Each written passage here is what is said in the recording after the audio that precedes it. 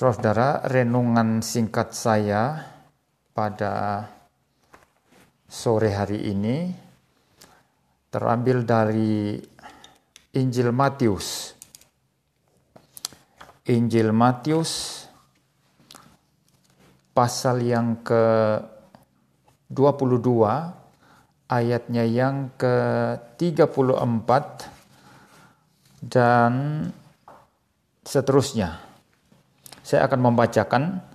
Ketika orang-orang Farisi mendengar bahwa Yesus telah membuat orang-orang Saduki itu bungkam, berkumpullah mereka. Dan seorang dari mereka, seorang ahli Taurat, bertanya untuk mencobai dia. Guru, hukum manakah yang terutama dalam hukum Taurat? Jawab Yesus kepadanya, kasihilah Tuhan Allahmu dengan segenap hatimu dan dengan segenap jiwamu dan dengan segenap akal budimu. Itulah hukum yang terutama dan yang pertama. Dan hukum yang kedua yang sama dengan itu ialah kasihilah sesamamu manusia seperti dirimu sendiri. Pada kedua hukum inilah tergantung seluruh hukum Taurat dan kitab para nabi.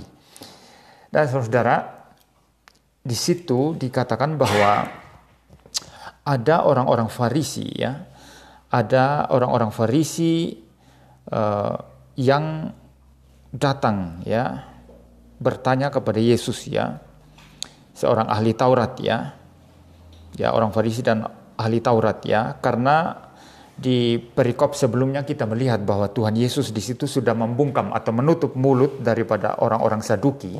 Orang-orang Saduki ini yang tidak percaya kalau ada kebangkitan dari antara orang mati, ya.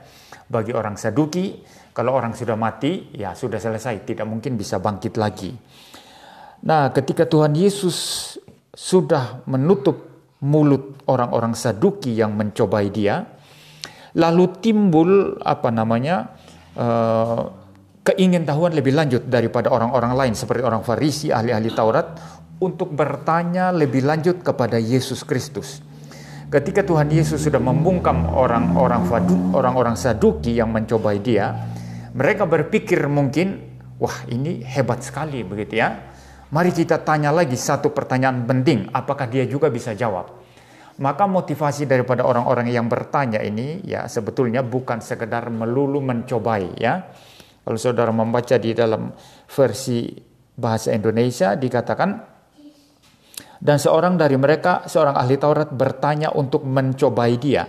Tetapi tafsiran-tafsiran yang saya baca menyatakan bahwa dia sebetulnya bukan hanya murni mencobai untuk kemudian mencari kesalahan Tuhan Yesus, tidak. Tapi karena tadi sudah mendengarkan bagaimana berhikmatnya Yesus itu di dalam membungkam itu cobaan atau pertanyaan yang bersifat mencobai dari orang-orang Saduki. Sehingga di sini mereka atau ahli Taurat ini bertanya, ya, untuk mencoba atau mencari tahu lebih lanjut apakah memang Yesus ini benar-benar bijaksana seperti yang dia lihat atau bagaimana.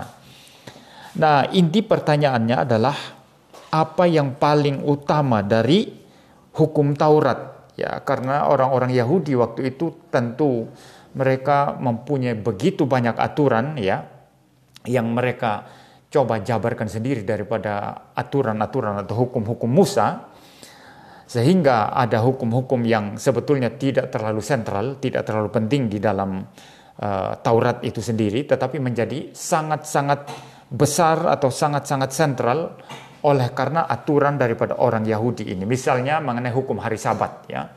Sampai-sampai itu orang kalau jarum jatuh saja itu nggak boleh diambil karena itu angkat beban katanya.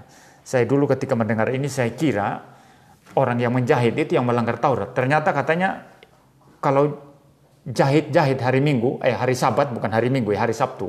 Hari Sabat Yahudi, hari Sabtu, itu jarumnya jatuh, nanti membungkuk, ambil jarum itu, angkat beban itu. Tidak boleh itu hari Sabat katanya. Jadi ada aturan yang dibuat-buat yang kemudian diperbesarkan, sehingga seolah-olah itu menjadi sentral sekali. Dan mungkin ahli Taurat ini bertanya kepada Yesus untuk memastikan apa jawaban Yesus. Apakah Yesus mendukung pendapat-pendapat semacam itu yang membesarkan hal-hal yang sebetulnya oleh Musa sendiri tidak dibesar-besarkan atau mempunyai pendapat sendiri. Dan Tuhan Yesus di sini menyatakan satu bijaksana yang luar biasa, bahwa bukan masalah hukum Taurat yang satu lebih tinggi dari hukum Taurat yang lain, bukan masalah itu. Ya, misalnya kalau kita bicara 10 hukum misalnya ya, itu bukan masalah mana yang lebih berdosa ya, atau mana yang lebih tinggi hukumnya. Jangan berzina atau jangan mencuri, begitu ya. Apalagi kalau bicara tentang aturan orang-orang Yahudi yang dibuat-buat ini tadi. Mana yang lebih penting? Membayar persepuluhan atau hukum hari Sabat? Dalam konteks yang dibuat-buat orang Yahudi tadi. Memang ada perintah membayar persepuluhan, ada. Memang ada perintah hari Sabat, itu hukum yang keempat kan. Tetapi orang Yahudi kan buat-buat ya. Nah, Tuhan Yesus sama sekali tidak menyinggung hukum-hukum itu.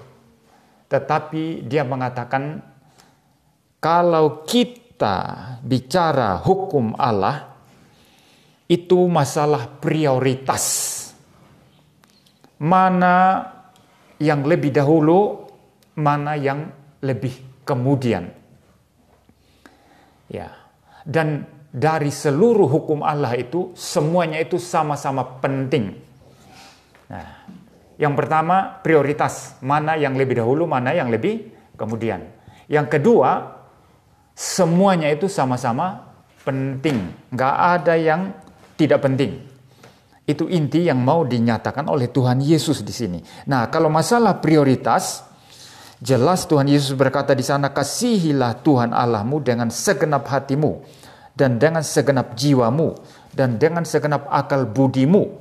Itulah hukum yang terutama dan pertama. Terutama artinya prioritas, Tuhan dulu, mengasihi Tuhan dulu. Ya, itu yang utama, ya, prioritas utama. Dan hukum yang kedua yang sama dengan itu. Lihat, Tuhan Yesus tidak berkata yang lebih rendah, enggak ya, tapi yang sama. Berarti sama-sama penting, tetapi yang prioritas yang mana dulu? Tuhan dulu, baru sesama. Saya pernah melihat di satu sekolah Kristen, saudara, itu notabene sekolah Kristen warisan Belanda ya, tetapi kalimat itu ditulis oleh orang Belanda dulu atau mungkin pengurus yayasan yang kemudian, saya tidak tahu ya. Ditulis di tembok sekolah itu, kasihilah sesamamu manusia. Cuma itu. Saya lihat ini ada yang tidak beres. Nah, sering kita orang reform pun kadang-kadang ada ketidakberesan semacam itu yang kita tidak sadar. Kalau doa pengakuan dosa, selalu apa intinya? Tuhan ampunilah kami karena kami sering menyakiti hati sesama kami. Ini sangat antroposentris ya. Sangat-sangat hanya berpusat kepada manusia. Padahal setiap dosa yang kita lakukan itu menyakiti hati Tuhan ya. Jadi saudara, kadang-kadang kita melihat bahwa hubungan dengan sesama atau relasi dengan sesama itu seperti lebih prioritas ya. Itu ditunjukkan oleh doa-doa kita ya. Ya Tuhan, kami telah melakukan banyak kesalahan. Kami sering menyakiti hati sesama kami. Nah, ini kalau reform ini sebetulnya terdengar kurang reform ini. Atau bahkan mungkin nggak reform ya, kalau sama sekali nggak disinggung bahwa dosa itu adalah pemberontakan terhadap Tuhan. Menyakiti hati Tuhan, itu yang paling utama. Nah, maka saudara, ketika saya melihat tulisan di sekolah Kristen itu, saya pikir ini ada yang tidak beres dengan sekolah ini. Jadi, hanya kasihilah sesamamu manusia. Orang dunia ini pun mengajarkan itu. Ya, orang dunia ini ya, orang ateis termasuk mengatakan, kasihilah sesamamu manusia. Sayangi sesamamu. Orang humanis yang mengutamakan manusia ya. Bagaimana manusia itu diperhatikan, terutama saat ini pejuang-pejuang hak-hak asasi manusia kan. Ya, ketika melihat salah satu manusia atau salah satu suku atau salah satu ras atau salah satu golongan manusia itu ditindas, ini orang-orang yang memperjuangkan hak asasi manusia itu langsung teriak-teriak, pelanggaran HAM gitu ya. Lama-lama nanti kalau ekstrimnya kita mau didik anak, pukul anak kita, mungkin mereka ini pegiat hak asasi manusia bisa protes dan bisa penjarakan kita, saudara. Ya, tetapi saudara, bukan itu yang Yesus mau sampaikan. Kasihilah Tuhan Allahmu dengan segenap hatimu, ya, dan dengan segenap dan dengan segenap jiwamu dan dengan segenap akal budimu. Jadi keseluruhan kita, ya. Hati itu berbicara tentang bukan emosi, ya, bukan, ya, mungkin melibatkan itu, ya, tetapi lebih kepada sesuatu yang merupakan kehendak kita, ya, kehendak emosi, ya, hati nurani, ya, yang merupakan kecenderungan daripada jiwa kita, ya. Lalu kemudian bicara apa lagi di situ? Dengan segenap jiwamu. Nah, ini sebetulnya juga bersifat semacam pengulangan, ya. Kalau hati itu adalah semacam, boleh dikatakan pusat atau inti jiwa, itu sebabnya kitab Amsal berkata, ya, jagalah hatimu dengan segala kewaspadaan karena dari situlah terpancar kehidupan, ya. Ditegaskan lagi segenap jiwa. Jadi bukan hanya pakai satu aspek dari kehidupan kita, tapi seluruh kehidupan kita. Intinya adalah hati, ya. Lalu kemudian ada orang berpikir, mungkin saya mengasihi Tuhan dengan hati, dengan segenap jiwaku sambil nangis-nangis begitu, tapi katanya pikirannya itu dari setan, logika dari setan. Jadi orang-orang semacam ini menganggap bahwa kalau menyembah Tuhan itu tidak usah pakai pikiran, ya, tidak usah pakai logika, ya. Menyembah Tuhan itu pakai hati katanya. Itu biasa orang-orang Pentakosta karismatik itu berteriak-teriak seperti itu. Tetapi Tuhan Yesus di sini menambahkan lagi dengan segenap akal budimu, artinya pikirannya, reasonnya, rasionya, ya. Jadi hati, jiwa, pikiran, akal budi, seluruhnya untuk Tuhan. Jadi komplit, ya, tidak kurang. Jadi keseluruhan kemanusiaan kita harus mengasihi Tuhan dengan utuh. Nah, ini prioritas pertama dan terutama. Tetapi ada hukum yang kedua yang sama dengan itu, yang ada di urutan yang kedua, tetapi sama pentingnya. Itu adalah mengasihi sesama. Maka saudara, sebelum kita mengasihi Tuhan, nggak ada kasih akan sesama. Kasih akan sesama yang sejati itu lahir setelah seseorang mengasihi Tuhan. Maka orang itu betul-betul mempunyai kasih, betul-betul mencintai sesamanya itu setelah dia terlebih dahulu mengasihi Tuhan. Mengasihi Tuhan baru mengasihi sesama, ya saudara. Nah, jadi apa yang kita bisa ambil daripada renungan singkat ini, ya? Kalau kita mengasihi Tuhan, berarti Tuhan adalah pusat daripada kehidupan kita, ya, bukan sesama. Saya kadang-kadang di dalam pelayanan, ya, siapa saja, ya, apakah itu rekan pelayan atau termasuk istri saya atau siapa saja, ya, kalau saya lihat di dalam pelayanan itu terlalu mengutamakan sesama, ya, dalam arti kalau sesama itu jadi utama, berarti betul-betul hati-hati supaya dia jangan tersinggung, ya. Hati-hati sekali supaya dia jangan sampai terluka hatinya. Hati-hati sekali melayani dia supaya dia senang. Saya kira itu sebetulnya sudah melenceng dari prioritas pelayanan yang sesungguhnya. Karena kalau fokusnya manusia, itu pasti akan salah nanti, ya. Pemberitaan firman yang sejati pasti akan dikompromikan. Itu pasti kompromi. Sama seperti kita jadi orang Kristen, ya. Kalau pertimbangan utamanya adalah manusia, maka kita sulit memuliakan Tuhan. Akan sulit, ya. Bisa jadi manusia atau mungkin keluarga kita atau bahkan diri kita sendiri akan mengambil alih posisi Tuhan dan Tuhan jadi nomor yang kedua atau yang kesekian, ya. Maka saudara, Tuhan Yesus di sini menempatkan prioritas yang memang betul-betul sejati atau sesungguhnya itu Tuhan dulu, ya. Maka dalam pelayanan kita, hamba-hamba Tuhan, fokus atau sentral inti pelayanan kita adalah Tuhan, mengasihi Tuhan, dan dari sana baru melayani sesama, ya, dengan kasih Kristen yang sejati. Jadi jangan dibalik, jemaat dulu baru Tuhan. Itu banyak gereja itu ya, apalagi gereja yang mungkin jemaatnya banyak orang-orang kayanya ya yang utama itu adalah jemaat ya. Nanti kalau ada yang sedikit saja disakiti hatinya, persembahan kurang, nanti jemaatnya lari ya, gereja sudah tidak dapat income atau pemasukan. Ini sangat-sangat berbahaya. Dan gereja itu kalau sudah mengutamakan sesama dan mengeluarkan Tuhan atau menjadikan Tuhan nomor 2 atau nomor yang kesekian, itu pasti gereja menjadi gereja yang saya kira sudah kehilangan esensinya sebagai gereja Kristen. Ya. Maka saudara, Tuhan ya yang jadi utama dalam pelayanan kita, dalam ibadah kita, dalam bagaimana mengatur hidup kita ya, merencanakan kehidupan kita. Dan di dalam segala sesuatu saudara, Tuhan harus jadi pusat. Dan dari sana baru kemudian kita memperhatikan sesama kita. Kalau lahir dari mengasihi Tuhan yang sejati, kita memperhatikan sesama kita juga pasti itu sejati.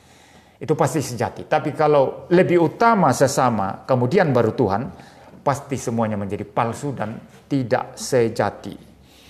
Saudara, nah sebagai penutup daripada khotbah ini saudara,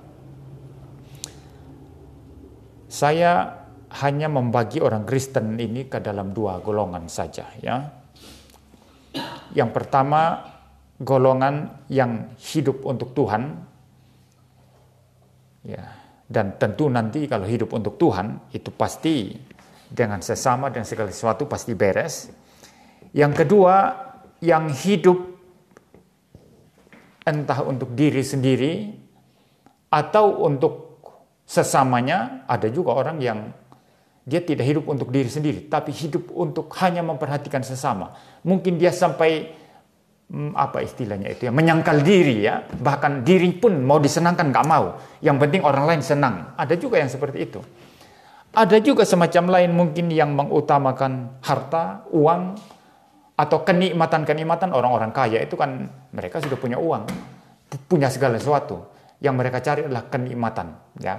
Termasuk kenikmatan-kenikmatan yang berdosa saudara. Nah, orang-orang Kristen pun tidak luput saudara dari hal-hal yang salah semacam ini. Terlalu banyak contoh ya. Saya nggak ada waktu untuk bicara seluruh contoh-contoh itu ya. Bayangkan sampai ada pendeta besar sekali itu. Pendeta besar sekali, jemaatnya besar sekali. Mungkin di Indonesia ini gerejanya paling besar. Bisa menampung belasan ribu atau 20.000 orang itu gerejanya. Bayangkan seberapa besar itu gedung gerejanya. Tapi hidupnya tidak karu-karuan. Katanya penuh dengan Roh Kudus. Mungkin suka berbahasa roh. Tapi tidak tinggal sama istrinya. Dia tinggal dengan asisten pribadinya. Lalu orang tanya, Pak Pendeta, mengapa Anda tidak tinggal sama istri tapi malah tinggal sama asisten pribadi? Cewek asisten pribadinya. Dia bilang, dia kan asisten saya. Asisten namanya kan pembantu, pelayan. Dia harus melayani saya dong. Ini merasionalisasi dosanya, mencari pembenaran atas dosanya. Dia berzina saudara, dan pendeta itu sudah tidak ada. Dia berzina. Kalau pendeta Stephen Tong lebih eksplisit menyebut nama pendeta itu, tapi saya tidak mau saudara, nanti tambah banyak musuh ya. Itu sudah jelas saudara. Hidup untuk Tuhan tidak ada, hidup untuk firman Tuhan tidak ada, hidup untuk melayani Tuhan sungguh-sungguh tidak ada. Tapi karena gereja sudah kadung besar, orang anggap wow diberkati Tuhan semacam dewa, didewakan. Tapi mungkin kalau pelayanan kita yang kecil-kecil seperti ini, ya orang ya siapa itu pendeta kurus itu, ya. Kalau Pak Firman ini gemuk ya, tapi gemuk nggak tentu orang itu kalau lihat-lihat gemuk sih gemuk saya, tapi apa dia diberkati Tuhan apa enggak? Ya. Jadi di otaknya ini hanya berkat-berkat ya. Hanya berkat kesenangan sendiri. Tidak ada untuk kemuliaan Tuhan. Nah, biarlah kita tidak menjadi golongan orang Kristen yang demikian. Orang Kristen yang berfokus kepada Tuhan dalam segala sesuatu ya, dalam merencanakan kehidupan kita, menyekolahkan anak, segala sesuatu pertimbangannya adalah kemuliaan Tuhan. Saya menyampaikan renungan sampai di sini. Mari kita berdoa. Bapa di surga, terima kasih Tuhan untuk firman Tuhan yang singkat ini. Mari Tuhan memberkati kami masing-masing, agar kami menjadi orang Kristen yang berpusat kepada Tuhan. Orang Kristen yang menyenangkan hati Tuhan. Orang Kristen yang mengutamakan Tuhan di dalam segala hal. Dan dari sana nanti ketika kami mengutamakan Tuhan, mengasihi Tuhan dengan sungguh-sungguh, dengan segenap hati, segenap jiwa, segenap akal budi kami, maka kami pasti mengasihi sesama kami. Kami pasti mengasihi keluarga kami, suami kami, istri kami, anak-anak kami, tetangga-tetangga kami, dan orang-orang sesama kami. Terima kasih Tuhan untuk pengajaran yang indah ini. Biarlah kami menjadi orang Kristen yang tahu prioritas kami sebagai orang Kristen. Berkati juga jemaat-Mu di tempat ini, biarlah bertumbuh dalam iman yang sejati. Berkati hamba Tuhan di tempat ini, biarlah boleh memimpin di dalam pengajaran firman Tuhan yang sejati. Dalam nama Tuhan Yesus Kristus kami berdoa. Amin.